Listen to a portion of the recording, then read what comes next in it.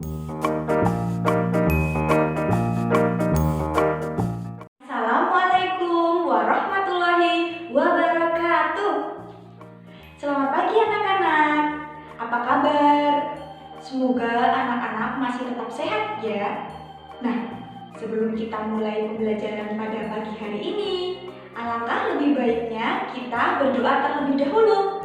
Sikap berdoa untuk mengawali pembelajaran pada pagi hari ini. Mari kita bersama-sama membaca basmalah ya. Bismillahirrohmanirrohim.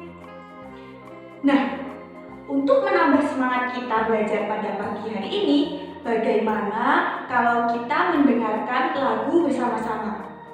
Pasti anak-anak sudah tidak asing bukan dengan lagu Pergi Belajar? Wah iya, anak-anak sudah tahu lagunya. Yang sudah tahu lirik lagunya, nanti juga boleh ikut bernyanyi bersama. Oh, untuk yang belum hafal, tidak usah khawatir. Nanti di dalam videonya juga ada teks lagunya. Sudah siap? Kita simak lagunya bersama-sama ya.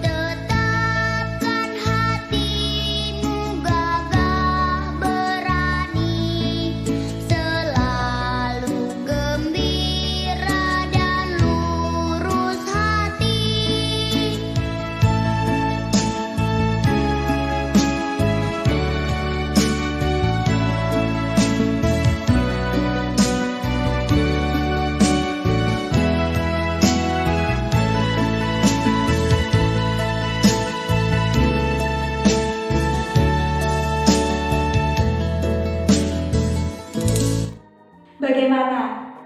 Benar bukan? Kita jadi lebih semangat setelah mendengarkan lagu tadi. Kalau anak-anak memahami lirik lagunya, ternyata di dalam lirik lagu itu seperti ada percakapan ya. Tadi lagu di awal itu liriknya seperti ini. Oh ibu dan ayah, selamat pagi. Ku pergi sekolah sampai kau nanti. Dijawab oleh orang tuanya. Selamat belajar nak, penuh semangat. Nah, itu seperti percakapan. Apakah anak-anak masih ingat? Di dalam sebuah percakapan itu terdapat kata sapaan. Ada yang masih ingat apa itu kata sapaan? Nah, untuk mengingat apa itu kata sapaan, Bunda ada sebuah video penjelasan. Kita simak bersama-sama lagi ya. Nah, sekarang kita akan belajar lagi tentang kata sapaan. Ada yang masih ingat apa itu kata sapaan? Ya, bagus sekali. Kata sapaan adalah kata yang digunakan untuk menyapa seseorang. Sebagai contoh, di sini ada percakapan antara Andi dan Beni. Hai Beni, apa kamu melihat kucing warna putih di sekitar sini? Kata sapaan pada percakapan di atas adalah Beni, karena Andi sedang menyapa Beni. Contoh yang kedua, di sini ada percakapan antara seorang anak dan ibunya. Ayo ibu, saya sudah tidak sabar melihat rusa di kebun binatang. Baik nak, sabar ya, kita harus membeli tiket dulu. Kata sapaan yang diucapkan anak adalah ibu, karena anak sedang berbicara dengan ibunya. Kata sapaan yang digunakan ibu adalah anak, karena ibu sedang berbicara dengan anaknya. Nah, sekarang bagaimana cara kita mencari tahu kata sapaan dalam suatu cerita? Contohnya di dalam sebuah fabel. Jika dalam bentuk tulisan, kata sapaan terdapat dalam kalimat yang diberi tanda petik atau kalimat langsung. Kata sapaan dalam fabel yang diucapkan oleh tokoh dalam fabel tersebut. Contohnya, anak-anak bisa lihat kalimat yang Bunda beri tanda panah. Terima kasih ya Noni, ide kamu luar biasa. Aku juga senang, kata Tita. Kata sapaan yang terdapat dalam kalimat tersebut adalah Noni, karena Tita sedang menyapa Noni. Nah, sangat mudah bukan mencari kata sapaan dalam percakapan ataupun dalam cerita fabel? Untuk tugasnya, buatlah rekaman video percakapan menggunakan kata sapaan bersama ayah, bunda, atau anggota keluarga yang lainnya. Contohnya kakak, adik, paman, bibi, atau yang lainnya. Selamat mencoba, semangat anak-anak. Nah, sudah disimak videonya? Tadi di salah satu contoh percakapannya ada Nina sedang berbicara dengan ibunya. Mereka tadi bertamasya ke kebun binatang. Nah, sesampai di rumah, Nina baru ingat ternyata Nina mempunyai satu buah donat. Donat itu oleh Nina mau dibagi dengan ibunya. Ada yang bisa membantu Bunda? Kira-kira kalau satu buah donat mau dibagi dua dengan ibunya, setiap orang masing-masing mendapatkan berapa bagian ya? Iya, bagus sekali. Itu bisa kita nyatakan dalam bentuk pecahan. Nah, Bunda ada lagi video yang tentang penjelasan pecahan. Mari kita simak videonya ya. Hari ini kita akan belajar tentang pecahan 1/2, 1/3, dan 1/4. Mari belajar pecahan 1/2. Nah anak-anak, sekarang kita bahas simbolnya dulu ya. Misalnya, kita memiliki 1 dibagi 2. Maka kita tulis di sini 1/2. Nah, 1/2 adalah simbol dari bilangan pecahan, di mana 1 sebagai pembilang dan 2 sebagai penyebut. Coba perhatikan. Di sini Bunda punya 1 donat. Donat ini akan Bunda bagi dengan adik Bunda. Bunda potong donat ini menjadi 2 bagian sama besar. Dari 2 potong donat, Bunda dan adik Bunda masing-masing mendapatkan 1/2 bagian. 1/2 adalah 1 dari 2 bagian sama besar. Nah, sekarang kita akan lanjut belajar pecahan 1/3.